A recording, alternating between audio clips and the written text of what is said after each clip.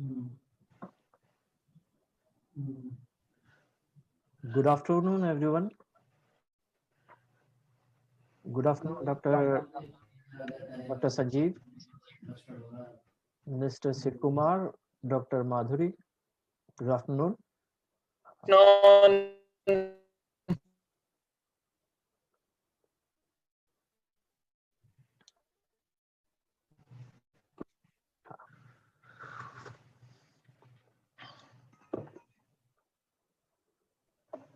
Yeah. So since people will be joining as and when required, so we'll be starting this webinar, and I'm happy to have a distinguished set of panelists with me, who will be telling us more about the issues. One from a medical point of view, uh, Dr. Sanjiv Kumar would be telling us the public health aspect of stroke. And of course, we have here Mr. Sivakumar Subramanian, who would be telling us about his journey as a stroke survivor. So let me start off by introducing my distinguished set of panelists. I will first of all like to welcome Dr. Madhuri Behari. Dr. Madhuri Behari has over 3 decades of experience as a neurologist, starting out with her MBBS and MD in Lady Harding Medical College, and then DM in neurology from AIMS. She was there in AIMS, and she established it as a center of excellence, particularly for neurology and advanced diagnosis, and also on DBS as far as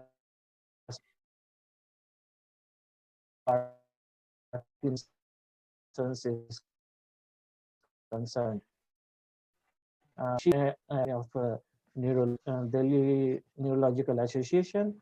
She has also been the founding president of movement Society for Movement Disorders, and at present she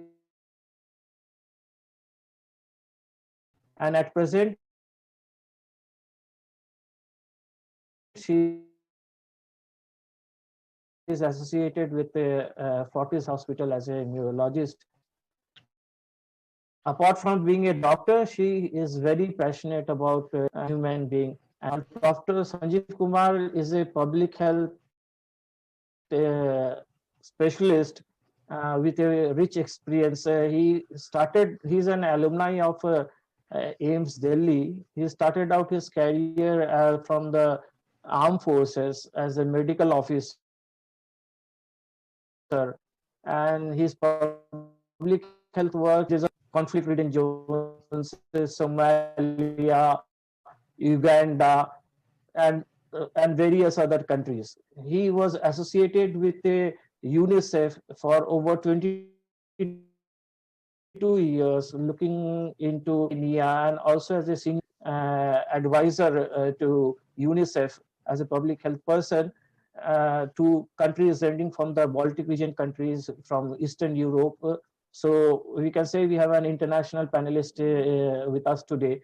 And not only that, as he has also taught preventive medicine, UCMS Delhi.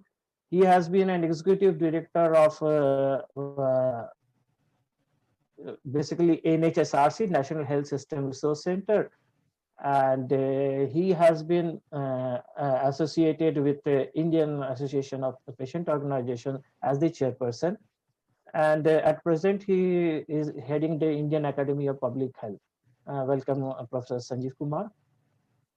And I will like now to introduce Mr. Sivakumar Subramaniam, or as I say, Mr. Shiva, who will like to introduce himself, I believe, a 6-year-old stroke survivor. Now, he has been working in the corporate sector for over 30 years in various industries in India and Middle East.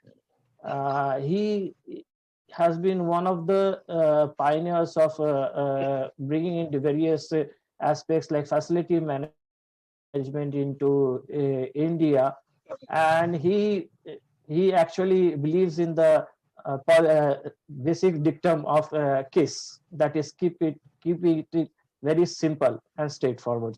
As he said, keep it silly. So thank you for joining us, Shiva. I will definitely like to have your views.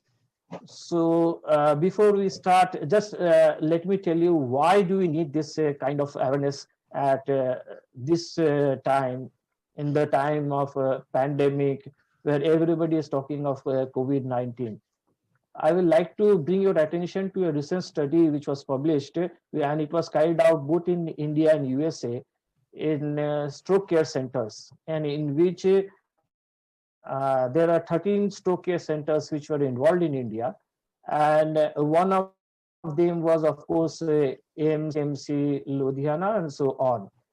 And what was alarming to hear was the number of stroke patients coming to these stroke centers went down by 61% during this period. Now, this has to be viewed in terms of, the general fear which is there among every layman, forget about a stroke patient, regarding going to any public health facility or even in a hospital at this point of time. And then there is a lack of awareness regarding that stroke patient. If a stroke person who has survived a stroke is not in touch with the stroke care centers, then there are high chances that in the interim period, he may have another attack of the same. And we also have to see it in the view that neither the public health system of the United States of America or India has made any concerted attempts at raising awareness among general public on the need to actually keep in touch with these stroke centers. If you have any kind of signs and symptoms, or if you had a stroke, you need to go to the nearest public health facility or wherever you can get care for this issue. But that has not been raised in a focused manner. And so we have a situation where, India has come out with the national guidelines for stroke management in India in August, facilities, which getting that into action is the need of the hour. If you see in Ayushman Bharat, you have heard about it. In that, a stroke has not been given that kind of importance, and particularly I'm referring to the preventive aspects of it, and from the aspect of a patient or a layman. So, and if you look at the kind of expenditure which is involved for stroke management, it may range from few thousand, but it even goes up to few lakhs. Whether the common man is aware of it, whether they know the kind of expenditure or catastrophic expenditure they will have to incur, because nobody really gets themselves insured for this kind of events. So there are various public health aspects involved in it, and of course the medical angle to it. So I will start out by requesting Dr. Madhuri came resistance in 2019 is catering to the stroke patient at this point of time. Thank you, Dr. Madhuri. Thank you, Mr. Moitra. I want to wish everybody a good, remind them to stay safe. See, I just want to tell that everybody stroke. Stroke is just like an heart attack. Stroke is the brain attack which occurs in the brain. So if we have the similarity of similar seriousness and similar type of urgency, then people will be aware to react accordingly. Because in stroke, time is most important, and there is something called a golden hour.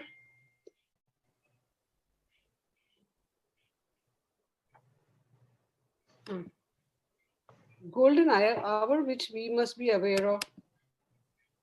So let me start with my presentation.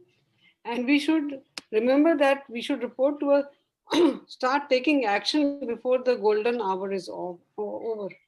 So let me start.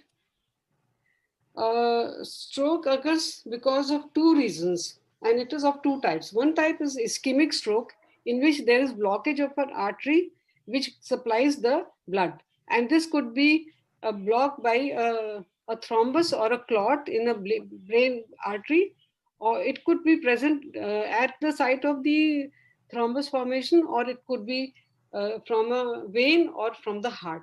So, from a vein or a heart, it can get detached and go into the artery of the brain and then cause blockage of the brain and prevents supply of oxygen and nutrients to the brain, and that part of the brain dies. So we get an attack.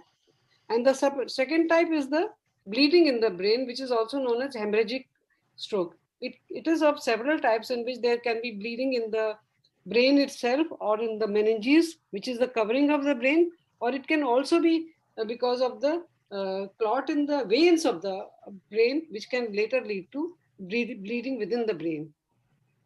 It is important to identify these two types of stroke because, as we know, the treatment of the two types are different. So, when the block occurs, it shows like that on a CT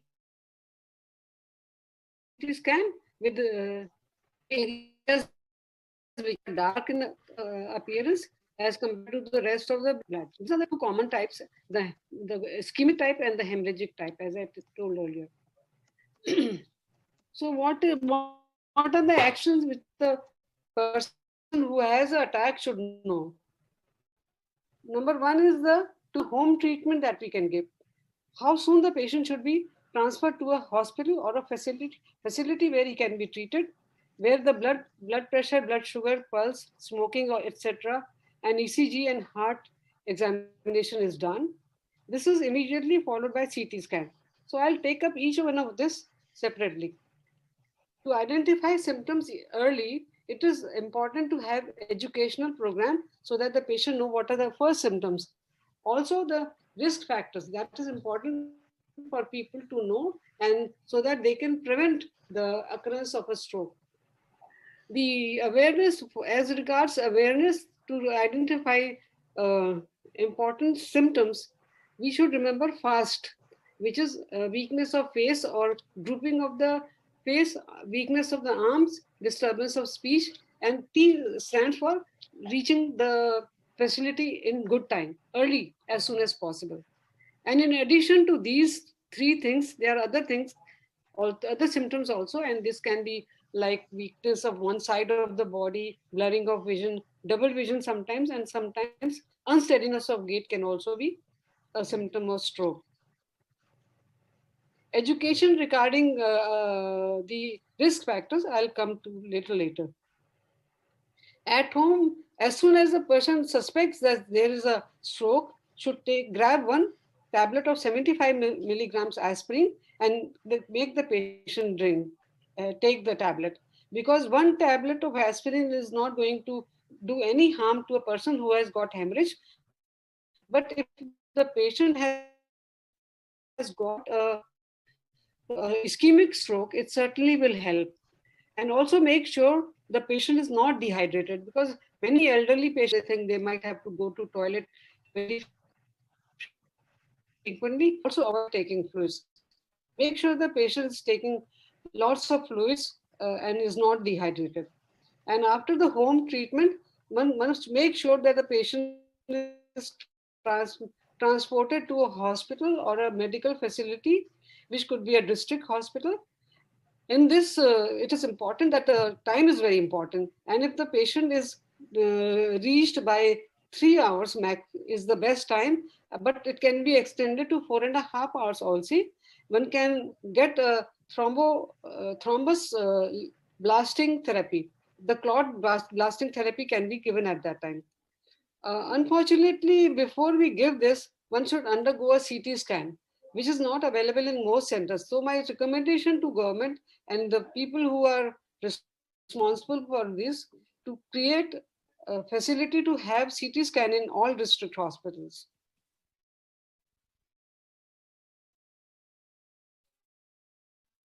Also, the patient's risk factors are assessed. For example, treated in do anything about, but can only tell the patient not to smoke. ECG and cardiac evaluation in terms of echocardiography can also be done at this time. A CT scan is most essential because it can differentiate if a scan is stroke is hemorrhagic or ischemic. Because only if the stroke is ischemic, we can give thrombus or clot bursting therapy. And CT scan will also help us in differentiating if there are any mimics of stroke. There are certain diseases which sometimes resemble stroke very closely. So we should make sure that it's not a mimic of stroke. There are certain well-defined modifiable risk factors. And this is important to identify. And it's also important that the public at large should know about these things and should be correcting it. One should get one's hypertension corrected. The BP should be measured at least once in a year, if not more times. Diabetes mellitus should be corrected. Diabetes and sugar testing is very easy, can be done at home also. Dyslipidemia, meaning cholesterol levels and other lipids in the blood, should be corrected. There are medicines available for this. And obesity and fat distribution. One should keep optimum weight and should restrict fat ingestion. One should ensure that there is good physical activity and no tobacco use in any form, either smoking or in the form of eating. Both are harmful. In young people, heart diseases like valvular heart disease caused by rheumatic fever is a main cause of stroke in young people. In older people, thrombus formed in the heart because of a coronary artery disease is a main cause of stroke in elderly people. Atrial fibrillation can be treated and should be tested. So the patient, when goes for a yearly checkup, should have a ECG which can very easily detect it and can be treated. In young children, sickle cell disease is important. Carotid artery stenosis is the artery which is in the neck that should be looked into, and if there is stenosis which is of a critical nature, it should be treated. Also, excessive use of alcohol should be prevented and should be restrained. As I mentioned earlier, diet should be healthy and nutritious without lot of carbohydrates and fats. There are other factors which are not less defined, and these are migraine, metabolic syndromes, drug abuse, obstructive sleep apnea, which is identified by patient while asleep will have times when there is stoppage of breathing for a moment. So those are people are really obese and they get this. Other hypercoagulable state, homocysteine is a chemical in the body. If it is raised, then one gets higher incidence of stroke. And inflammation and infection around the throat area, neck area is also a risk factor. Other factors which are non-modifiable, we have no thing about it, are genetic factors. Some races are more prone to get strokes. Increasing age, we can't prevent going from younger age to older age. Or if a child is born at low weight, then this likelihood of getting into stroke later on. Some ethnic population are most prone to strokes. It is also seen that people in low socioeconomic status also have higher incidence of strokes. And we know that males are more prone, especially before menopause. Female are protected, and after menopause, men and female have equal chances of getting stroke. We also, as a doctor, we have to know that there are two types of clots, the red clot and the white clot. The red clot is composed of red blood cells, fibrin, and other things, whereas a white clot is composed of platelets,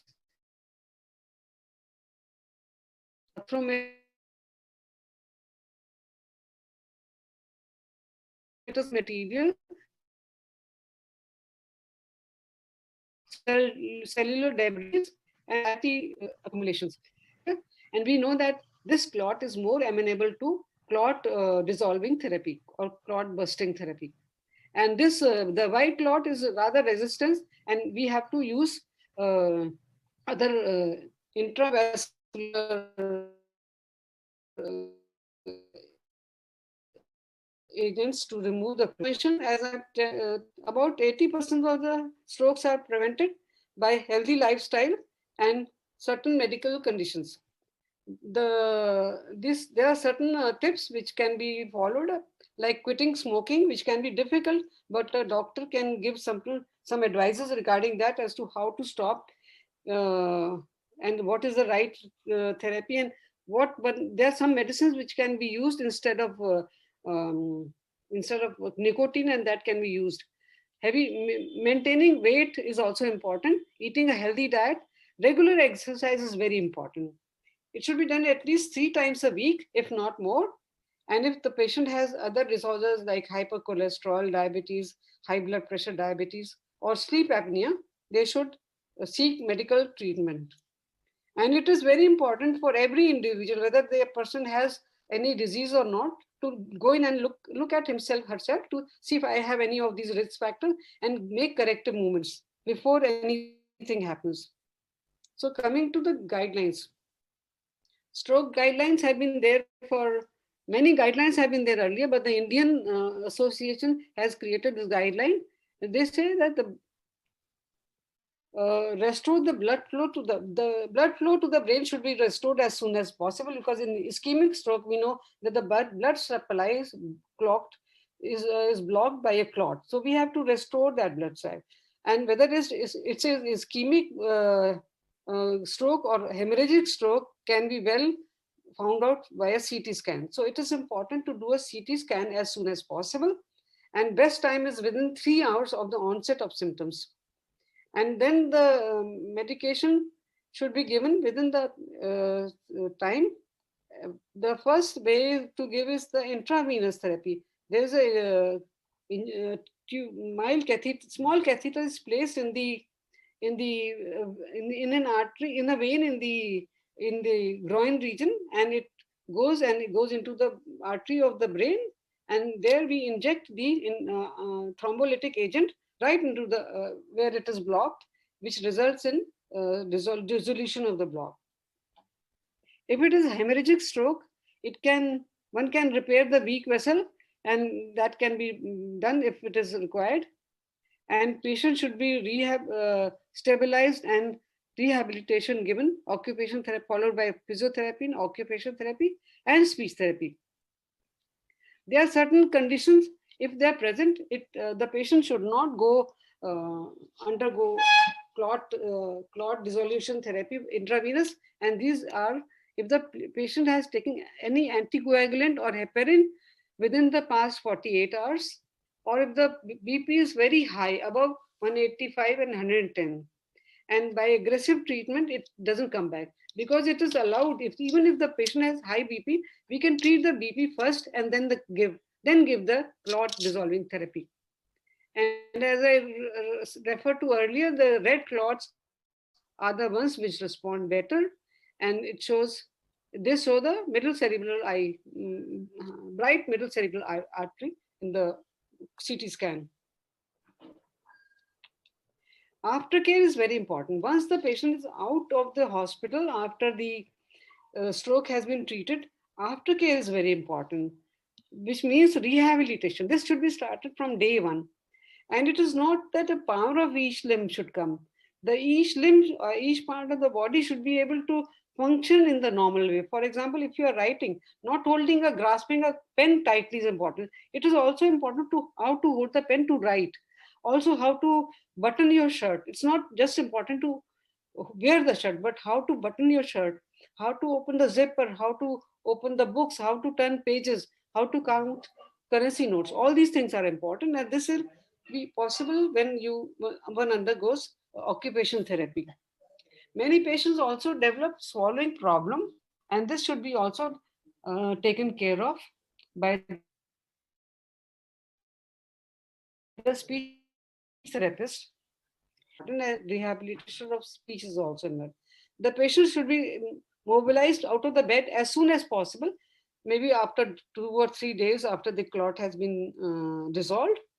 And this rehabilitation should continue several months even after the stroke is over. If the patient doesn't respond to the intravenous therapy, then this is intravenous thromboplastin, which should be given. And this technique is interesting, considering it is easy. It is very easy, and it is to be given through the vein in the groin region. Clinical outcomes of patients who undergo intravenous thrombolysis or clot dissolution is very good, and we get up to 20% of patients improve completely, and it's about 80% who do not regain functional independence even after stroke. And for these patients, intra-arterial thrombolysis is required, and we use for this, some catheters are used, and this should be done within 4.5 hours.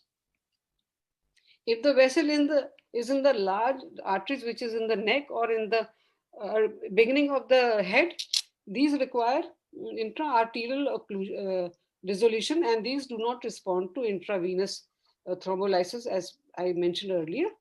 We also should know that if a clot is not opened up for a minute, about 1.9 million neurons die every minute.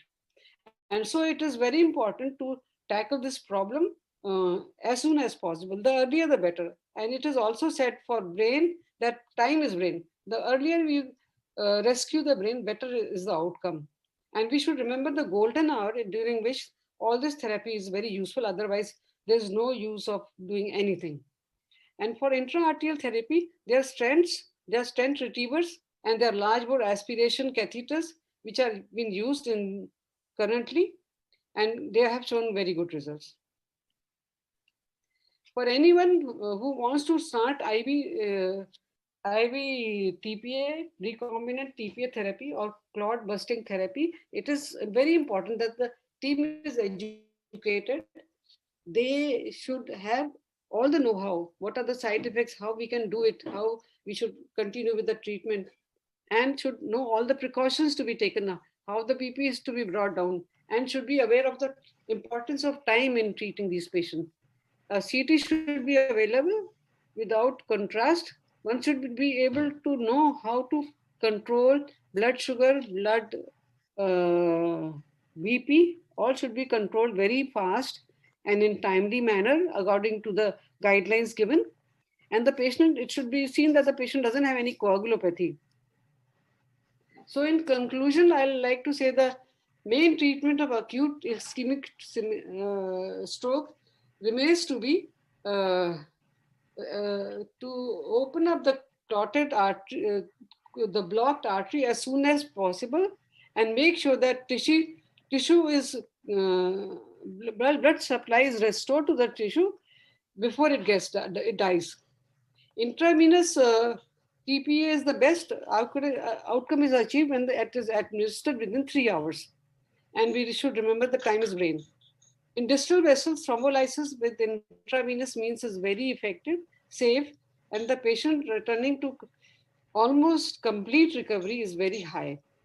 Combining IV and IA thrombolysis is also practiced in some centers. For example, if IV clot lysis is not successful, one can then go in for intra-arterial. That is within 4.5 hours. The good results always depend on good team, dedicated team, and how soon the patient reaches the hospital. Thank you. Thank you, Dr. Madhuri. Thank you for your information about what is stroke and how to deal with it from a medical point of view. I will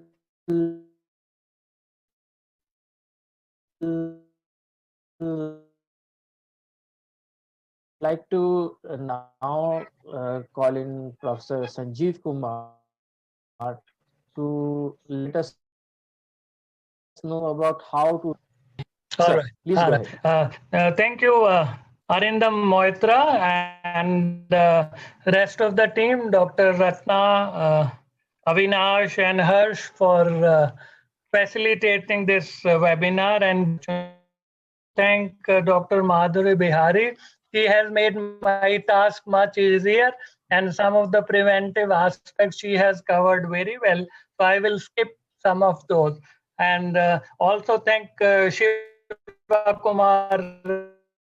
Subram of this problem, and will be sharing his experience after my presentation. So what we will be talking about rapidly changing health scenario in India and what are the implications. Diseases which include stroke are increasing as a burden of disease. What needs to be done for stroke from home to tertiary care hospital, and then we will talk about health system readiness to effectively address the problem of stroke.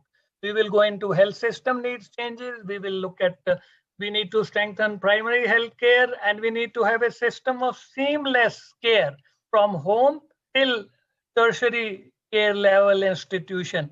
We need whole of population approach, especially when we talk of prevention of stroke.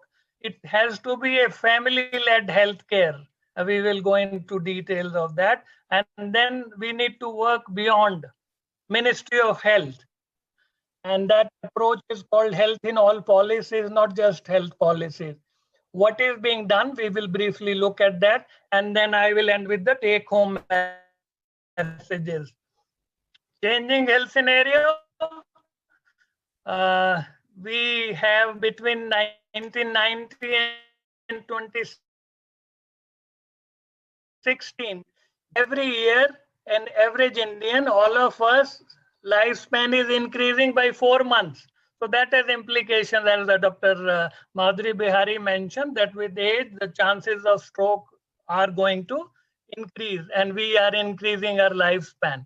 And how is it going to happen in coming years? The population, which is above 65 years, is going to increase by about 180% in India. So a lot more people will enter into this age group, which will have higher incidence of stroke. How things are changing, you look at disability adjusted life years. Thanks, Dr. Madhuri Behari, for asking me to include this aspect. And the years we live, many of the added years are with problems. And stroke is one important factor which adds to living with disease. That is what in technical terms is referred to as disability adjusted life years. How stroke has been moving? It was in the list of killers in India. It was 12th in 1990. It moved to 5th position in 2016 and rapidly moved up to 2nd position in 2019. And as we are talking, it is still moving up. So it is a problem which, and non-communicable diseases are increasing, but within non-communicable diseases, stroke is increasing faster than even rest of the non-communicable diseases. In the northeastern states, it has become #1 killer. And if you look at the data, there has been a 100% increase in stroke. If you look at 100,000 population, stroke incidence is higher in rural areas. Keep in mind, it's not just urban areas. People feel these non-communicable diseases are problems of urban area. No, stroke is a problem which is higher in rural areas, and it has implications for prompt referral and prompt treatment. From rural areas, urban areas, you are closer to tertiary care facilities. We need to put in place a system that we get people from rural areas who suffer from this condition faster into the health system. I want to talk about a story. When you're looking at only treating the patients, what happens?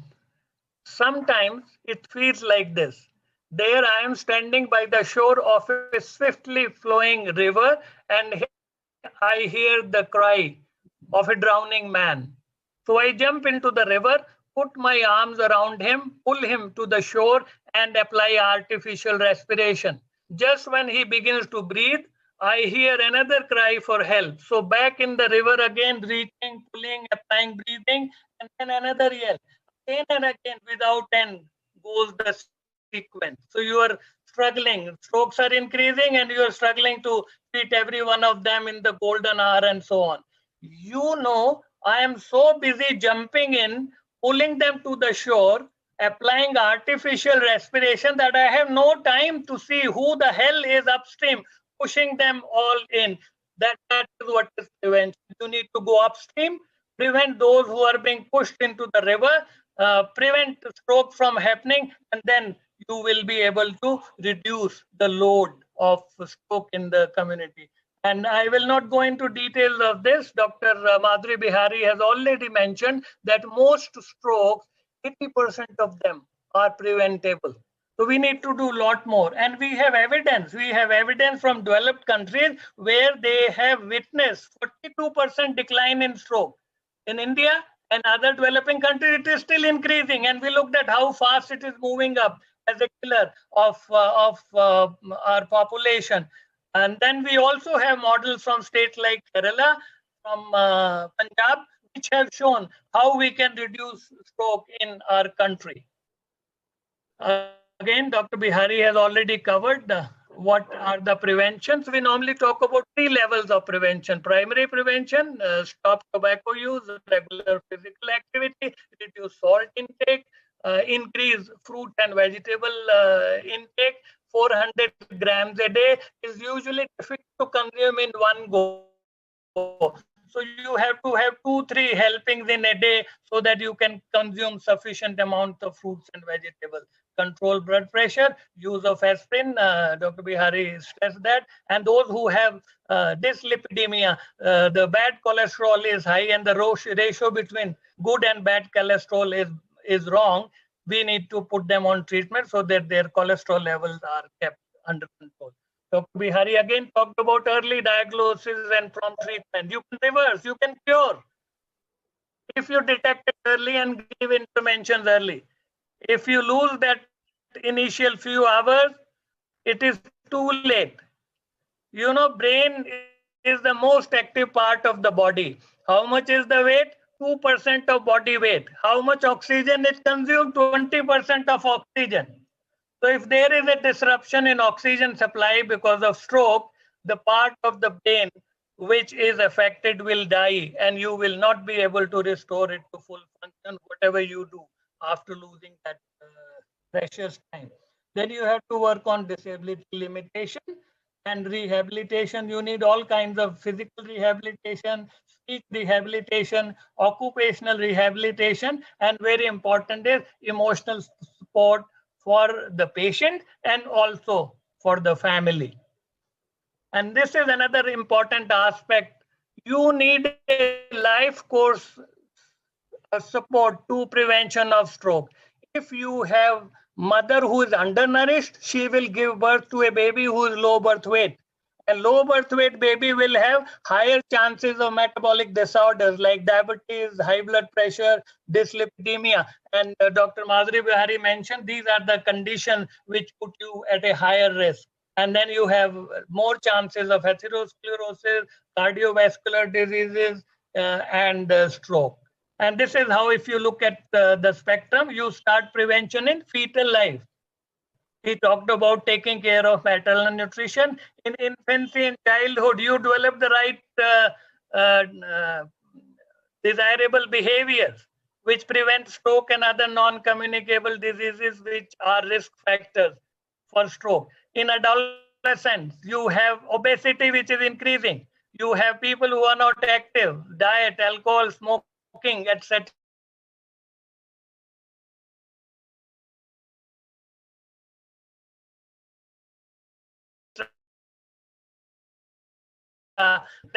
Behavior and prompt factors. COVID has recently brought back that non-communicable disease and their management, including stroke, is very important. These patients who already have a disease are more likely to fall sick because their immunity is low, to condition like COVID, and they are more likely to die. And then you have an epidemic like COVID, it stretches the health system, and there is no space for people with stroke to receive prompt treatment, because many hospitals have stopped taking non-COVID patients. Many hospitals have converted into COVID-only hospital. And then there are other factors like air pollution, smoking, obesity, elderly population, physical activity, which contributes to improving immunity, and inappropriate dietary intake and immunity. All these are risk factors for stroke, but also aggravate conditions like COVID. Are we heading for disaster? Yes, if we don't do something to prevent it. And what can we do? We need to bring in interventions to make the system ready. And what do we need to do? Health system needs to change. Primary healthcare, we talked about it, needs to be seamlessly linked to tertiary level care. And then the patient doesn't stay in the tertiary level care institution for the rest of the life. If he or she survives, she comes back home. It has to be a seamless from home to tertiary care and back to home, maybe for consultation again and back home. So that process needs to be seamless. You need to have home and family-led care. You need to have whole of population approach, and you need to have health in all policies. This is the health system. We have leadership and governance, which is very important, because a large proportion of services today, about 70 to 80% are provided in private sector, which are not under government direct control. So leadership and governance to manage private institution is very important. And then you look at service delivery, continuity of care, raise demand for services. Then you need to look at enough human resources. We have shortage of neurologists in India, but we also have shortages of auxiliary nurse midwives. We have shortages of male multipurpose worker. We have shortages of nurses. We have shortages of doctors at primary health centers, CHCs. So we need to do that. But numbers alone are not enough. We need to build their capacity, retrain them, and update their skills so that the workforce remains effective. Then you need to have universal access, and average Indian spends a lot of money, and expenditure on medical care is the #1 cause of poverty in India.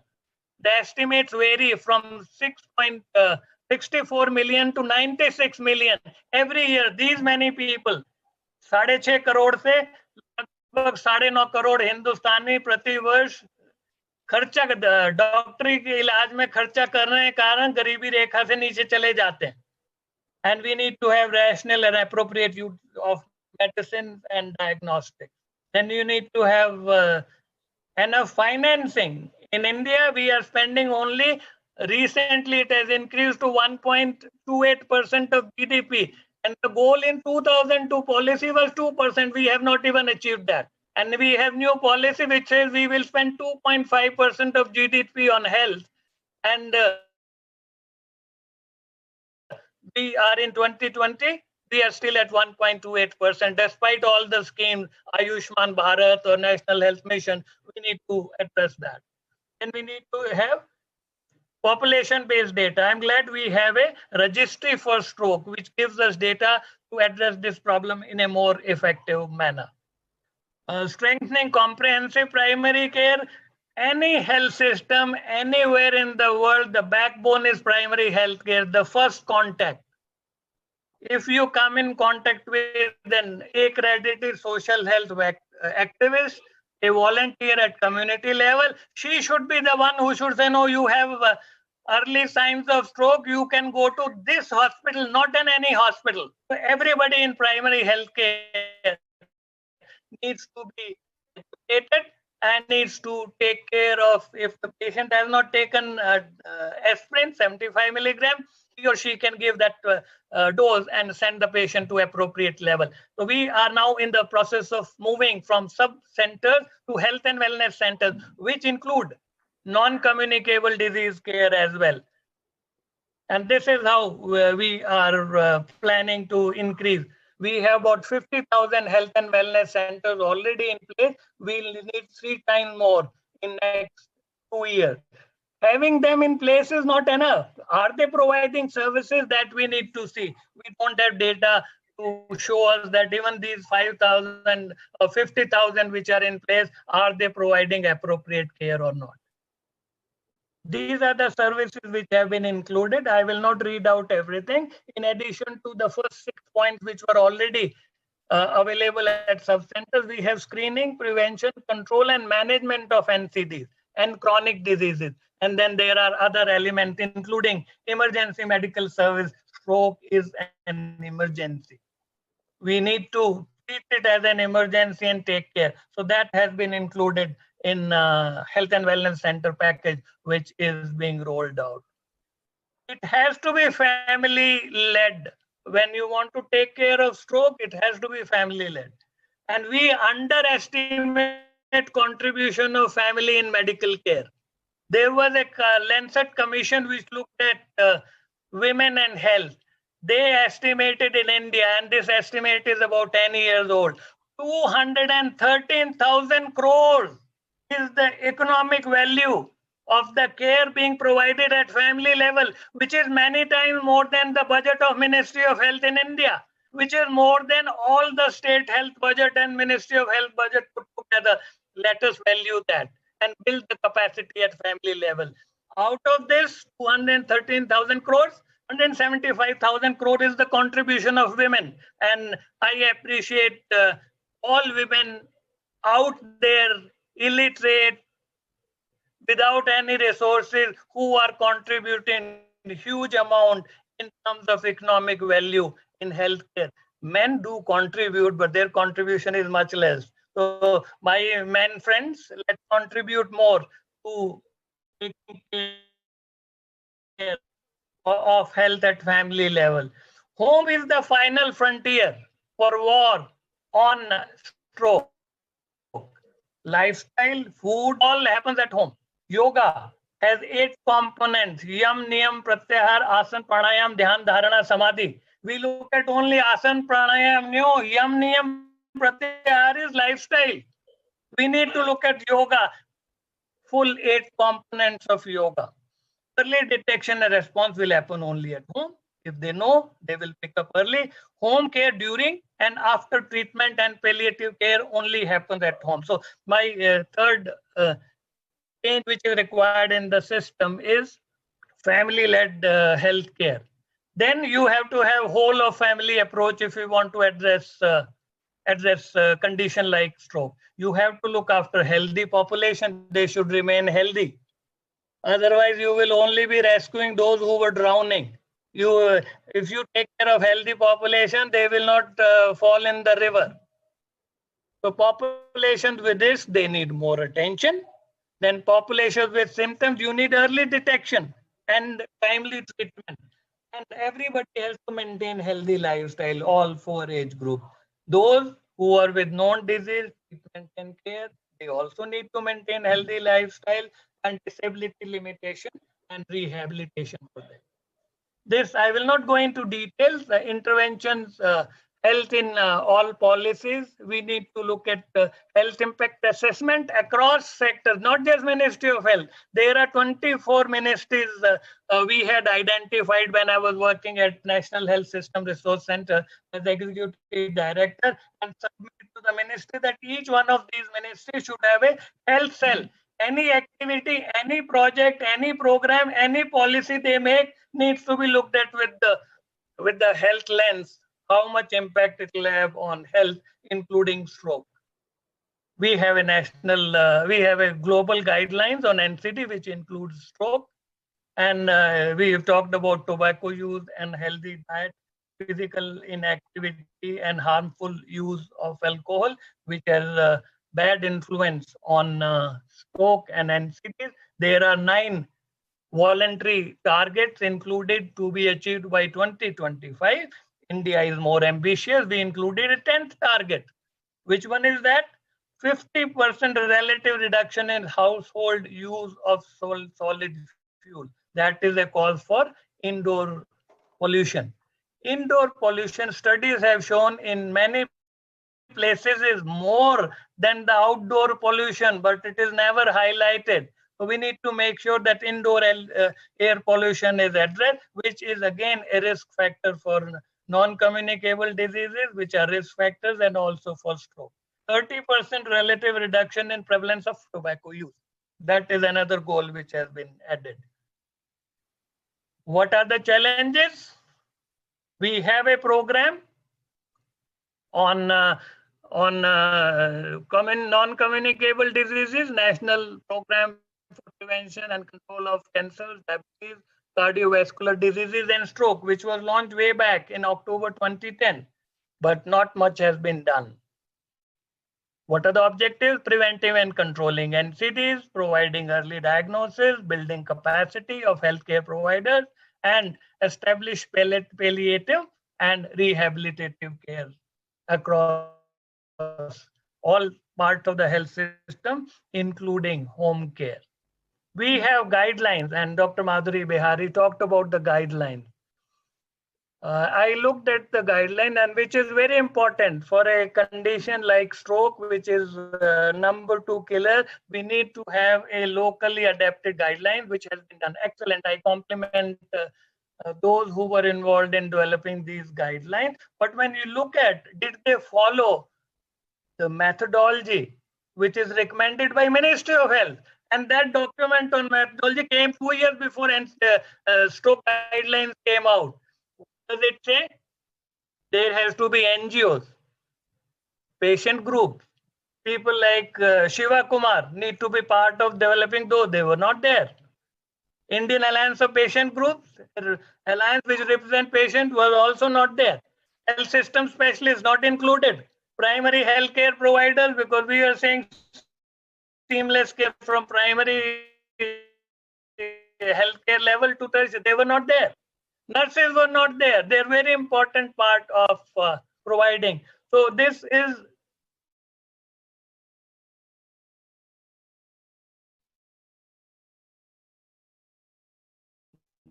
international good practices. When you develop guidelines, these people need to be part. Who were there? There were physiotherapists. 3 of them were. No surprise that many concerns of the patient care providers, home and primary care level, were not adequately addressed in the guidelines. We have Pradhan Mantri Jan Arogya Yojana, Ayushman Bharat, in which we have some components of stroke included, but some of these are not adequately addressed. For example, the stipulated amount for thrombolysis is 1,800 rupees, which is peanut. Need to include dedicated neurological package. I am glad these guidelines which have come out have a package, and the whole package needs to be costed and included appropriately in the guideline. Excuse me. Then there is another good thing. National Digital Health Mission has started. It will have database with risk factors. They can be followed up for early treatment and rehabilitation. It will also help in improving quality of care. It will also help in providing long-term care of stroke survivors. We have made some progress. As of March 2020, there were 665 district NCD cell. We have around 720 districts. So we are almost getting there. We have 637 district NCD clinics. We have 4,472 CHC NCD clinics. At community health center, you have NCD clinic. You have 181 cardiac care units. You have 218 day care units functional in the country. But there is a long way ahead. Just having these doesn't help unless they are fully functional, unless everybody who needs care reaches these places. And we know even today, despite this clinic, a lot more patients go to private sector than public sector. Then what use are these clinics and cells which have been created? Education to community is very important for prevention. But for treatment, you have to have the right patient. Early recognition of symptoms, as Dr. Right time, prompt transportation. If you detect symptom early, the patient needs to reach appropriate health facility promptly. The right hospital. You don't go around knocking at PHC, CHC, smaller hospital before you get there. It will be too late. You will be wasting time. So right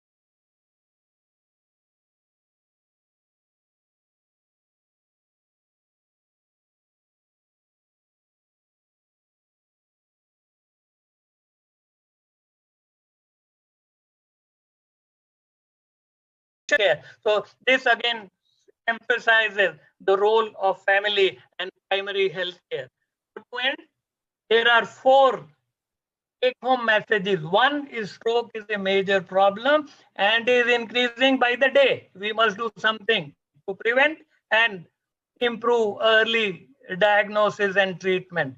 The package of stroke care needs to be included in all insurance schemes, including Pradhan Mantri Jan Arogya Yojana. Third, the voice of patient group, people like Sivakumar, organization like Indian Alliance of Patient Groups should be heard. Care providers at primary of these patients at home, primary care providers, all should be included in developing policy and guidelines. 80% of strokes are premature strokes are preventable, and we have way shown by developed country that you have succeeded in reducing strokes by 42%. But in our country, it is still increasing. You need to start early with improvement in maternal nutrition and life course approach. Develop healthy lifestyle, physical activity, healthy dietary practices, no tobacco, and minimal or no alcohol, prevention and management of risk factor, which were highlighted very well by Dr. Madhuri Behari in her presentation. Prevent and manage stroke early and remain healthy. Then you can play tabla like me and my wife do. Thank you. Thank you, Professor Sanjiv Kumar, for such a comprehensive view about stroke and where we stand in India at present. Now I would request Mr. Shiv Kumar to share his journey as a stroke survivor. First as a common man, and he has a very interesting blog as a stroke survivor. So, Mr. Shiva, over to you now.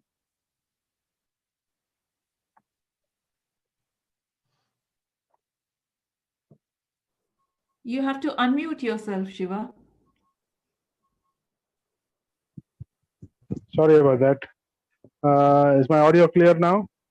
Yes. Okay, thank you for having me here, first of all, with this distinguished panel. I mean, Dr. Behari's presentation and Dr. Sanjiv Kumar's presentation were fantastic. I wish I knew all this 6 years ago. But be that as it may, when it happened to me, it was literally like jumping in the dark on the deep end of the pool. We didn't know what hit us. When I say we, I mean my family and me. We didn't know what hit us, because for me the stroke hit me in the middle of my sleep, not at work or anything. It was during sleep. It hit me. All that is written in my story on beeman.org. Anybody is free to read that. I will not take too much time on that over here. But having said that, it has been a struggle, no doubt, because when you first go to the hospital and the doctors keep asking you, didn't you notice any symptoms? What symptoms? What do we look for? We didn't know anything. Nobody knew what a stroke was. So those kind of things, that's when I realized, once I got out of hospital, I realized that we need to create this awareness. And I did a lot of research. Before joining the stroke support group in India, I did a lot of reading online, lot of research, YouTube videos, what have you. the whole jing bang. I did everything, and I educated myself first. And I then thought to myself, this is something that I want to do now in my life. Pardon my emotional outburst, it still hurts every now and then when I talk about it. But having said, never mind that. I just want to make sure that people are aware of what strokes are. What is a stroke? Why does it happen? Is it just a lifestyle thing, which I think it is? It is basically a lifestyle thing. You control your lifestyle and everything else falls in place. I mean, I had all the vices that were there when I was young. Not that I'm old, but in my younger days. Uh, and that all that I paid for it. And I'm just telling everybody right now, been there, done that. Don't do it. Don't try it. But yeah, this, with all what Dr. Sanjiv has said, I really sincerely hope that all this comes into place in this country and we prevent strokes. I mean, it's alarming to know that it has reached the number 2 position in this country. I sincerely and deeply hope that everybody becomes aware of strokes and they don't have to suffer the way that I suffered and every other strokes have ever suffered. The family takes a big toll, self-esteem takes a blow, especially when you're the only earning member in the family. Just takes a big blow because you are not fit to work anywhere, as they put it. So now you have to figure out what to do for earning a living. Thankfully, my family, my extended family, my in-laws, a few of my friends all kept us afloat all these years. Now I'm trying to do something on my own to make sure that I can keep the family afloat. It is an uphill task, no doubt, but I have to do it. So I hope we get some kind of government assistance too, in addition to people accepting that stroke is not something that is, what can I say? What's the word that I'm looking for? Stroke is not something that has to be shunned and people have to can say, oh, these guys are useless. We are not useless. We have still got a lot of mileage in us. And we can do things. It maybe I'm hemiplegic. My left side still doesn't work very well, but I'm very good with my right side. My right side has always been my dominant side. It's just become stronger. I can do a lot many more things with my left hand, right side that I never thought were possible. Like Dr. Madhuri mentioned, just putting on a shirt, or putting on your button, or putting on your trousers on. That was a challenge in the initial days. But you develop methods, you develop your own methods that work for you. That's easy for you.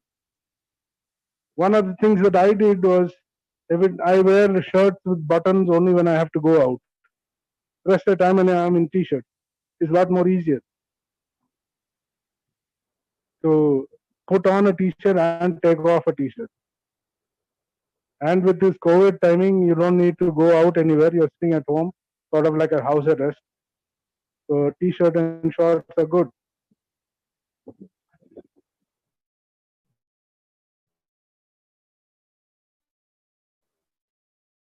Well, I don't know. Keep on connect with me offline. I'd be more than willing to talk about all of this. But like I said, anybody wants to read my story, it's there on www.beeman.org. That's BHEEMAN.org. You can read my story there. I've also used this COVID time to write a book. It's a sort of like reinventing myself. I've written a book called Major Rudraksha, which I'm hoping people will buy and keep us afloat. I'm a first-time author. I don't have writing in my blood, nor in my genes. So just reinvented myself. Sort of like, if I were to take an example, sort of like how Amitabh did himself with KBC. I mean, if you want, I'm digressing here a little, but if you want, one of my models in life has been Colonel Sanders of KFC. He didn't give up till the age of 66, and then boom, it hit. Good luck hit him, and the rest is history. I mean, take okay, let's be closer to home. Take Amitabh Bachchan himself. He had his own company. It failed. He went down the drain. His movies flopped. Everything flopped. He had to reinvent himself. Thanks to KBC, he came back up. So like that, it's just a question. Everybody got that cycle in life, ups and downs.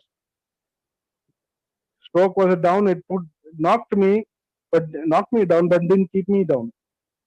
Didn't knock me out. I'm getting up. And I'm ready for another fight. So that's it. I don't have anything much more to say right now. Like I said, if anybody wants to connect with me offline, they're free to do so. I'm more than willing to talk about this. And yes, like Dr. Sanjiv said, we need to raise our voice, and I am ready for it. Shiva, can you tell us about your patient journey? Of course, people will be going through your blog, I believe, but if you can just share your journey, how you went through this, and how you came out of this, and are here with us sharing your story. Well, Arindam, see, first and foremost, like I have told you offline, I'm a maverick. I've always been independent. I've always liked to do my own thing. And this whole episode of that resolved that I have to do things on my own.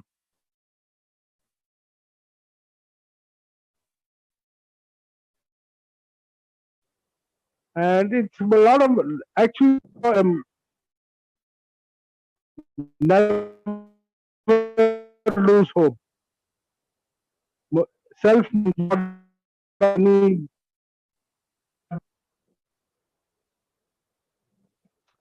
motivation and determination.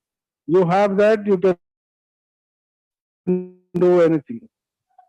So yeah, I mean, I tried allopathy, I tried homeopathy, I tried acupuncture, I tried Ayurveda, I tried Sujok, I tried a lot of things.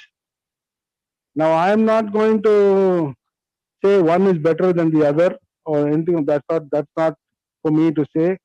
But I can only say this is my journey. And what worked for me was Ayurveda and Sujok. Yes, allopathy got me out of the danger zone in the initial days. No doubt about it. But like I said, post that it was just self-determination, motivation, and my wife and kids. I don't know how to thank them enough. I just don't know how to thank them enough. I mean, even today, if they put up with all my mood swings and irritations or loud noises hurt me. So my kids, they reduce the volume of their music. Things like that. Small adjustments, but goes a long way. But for a family to sacrifice their wants and desires for somebody who is going through a tough phase in life is something else. It means a lot. You cannot quantify that much. That you just cannot quantify. The Dr. Sanjiv quantified it in terms of so many crores of rupees from family support. I think you can okay for a statistic, but to make a understanding of what is required. But in real life, I don't think you can really quantify family support. It means the world. Is there anything else that you'd like to know? Yeah, Shiva, how was your interaction with the health system? Did you approach a public health system or a private one when you So under? I went straight to private. That was the closest to my house. So we went straight to the private sector.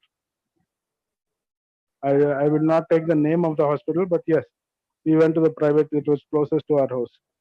When we reached there, the doctor had told my wife, I was still conscious. Doctor had told my wife that you have come in late. It was about 3.5 hours late after I got my stroke, as per initial diagnosis by the doctors. And they had told my wife that chances of survival were very slim. Mind you, this was 6 years back. Today, the timing has improved. This is what we were told 6 years back, that you brought him late. But never mind. That being said, they did their TPA and all of that. It got me out of the danger zone. And after that, it was just, going through the motions. Yes, you have to relearn every single move that you are perfected over the years. Even something as simple as moving your fingers like this. I can't do this on my left side.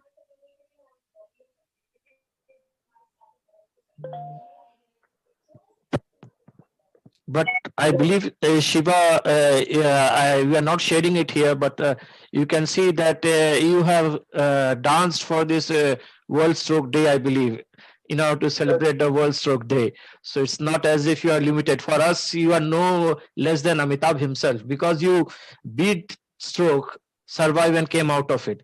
So, Yes. Like I said, lot of self-motivation, determination, and a whole lot of family support. I mean, my kids, when I told them about this World Stroke Day dance challenge, they just said, "Go for it, Papa." Mr. Shiva, would you like to dance now? Sorry, ma'am, I can't do that right now. Okay. Can you sing? And unless you want all the donkeys to come in, I'll do it. I think very important, the family support is most important, because Absolutely, ma'am. Absolutely. most people feel very depressed, whether I'll be the same again or not. That is the main thing which Yes. to your mind. I totally agree with that. I went through that. There were bouts, if I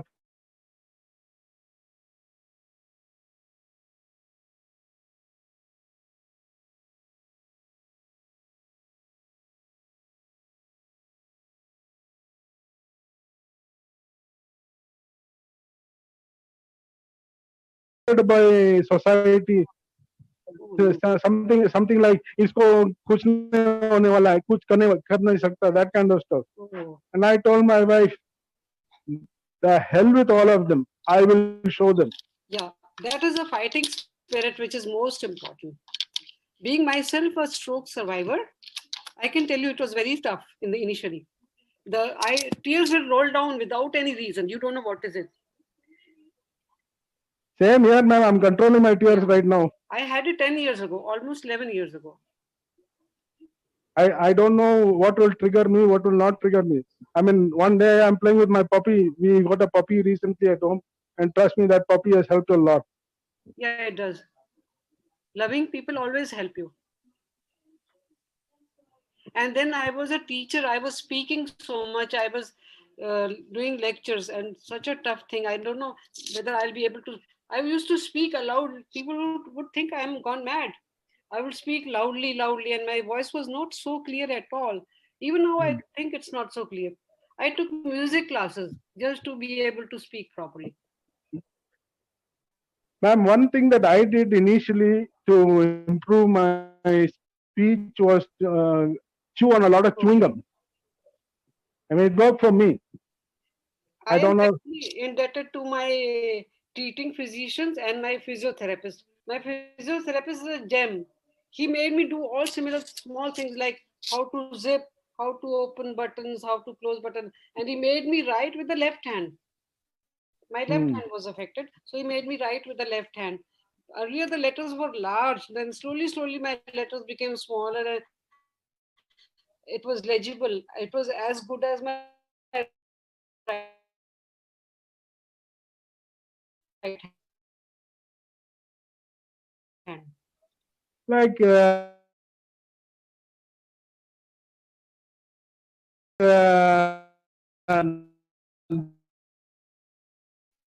other thing that I indulge in, which is my passion. Oh, So, Papa, why do it? You cut it and give it to the chef. You be the commie chef. You cut and give it. I'll do it. No problem. So they kind of help that way. That way, I teach them indirectly. I teach them household skills also, great, great. life So skills. you've been a great I mean, teacher to others also. I Great, try. I great try. motivator also. I try. I try. All those who are listening to you, basically. I actually, to be honest with you, last year I believe it was last year. One of the people that we knew, they called me up, and from the US they called me up and said their brother-in-law had a stroke and he was in hospital and he was feeling really down. Can you go and talk to him? I said, yeah, sure, I'll do it. So I went. It was here in Hyderabad only. So I went to the hospital, met with them. I don't know them, they don't know me. So all the introductions done, all that done. Then we spoke. I spoke to them. I spoke to him. I spoke to his wife. He was very unresponsive because he was in hospital and he was in bed, probably under sedation. But his wife was very disturbed. She didn't know what to do. She used to say this guy was a very jovial guy, but now he's very angry. He's always throwing a tantrum and stuff like that. I said, leave it. I've been there. Forget about it. Just forget about it. Let him be. Let him get all his frustrations out. If he wants to curse in using foul language, let him do so. Get it out of the system. Just get it out of the system. Then he'll feel better. And once he feels better, then you talk to him nicely and in a motivating way. But she tried that, but she wasn't able to. And she asked me if I could do it. I said, yeah, sure. So the next day I went again when he was awake. After a session of him letting it out, letting his steam out, I had a chat with him. He heard me out. I don't know if he listened, but he heard me out. I guess he listened because later on that evening I got a call from his wife saying, I don't know what you said to him, but the guy is so calm now. So Shiva, are you associated with the stroke survivors where you are and throughout India? Yeah, there is this stroke support group on WhatsApp and on Facebook that I am attached with. I'm heavily involved in that, if you like. And yeah, additionally, I'm also connected on Instagram with various support groups across the world. Okay, and so from a stroke survivor point of view, will be your key message to the government and of course to all of us who are attending this webinar? Well, first to all of us over here, and to any stroke survivors that are out there who will probably see this later on, never give up. Never ever give up. You believe in yourself, you can do anything you want. People are going to be naysayers all the time. The world is full of them. But if you can hold your ground, you can do anything you want. And as far as the government is concerned, yes, we need help. Stroke has to be recognized as a deadly disease, and a lot of help is required in that direction. Now, I do not know the details of what help is required. That Dr. Sanjiv is a better authority on that than me. And right now, I am not.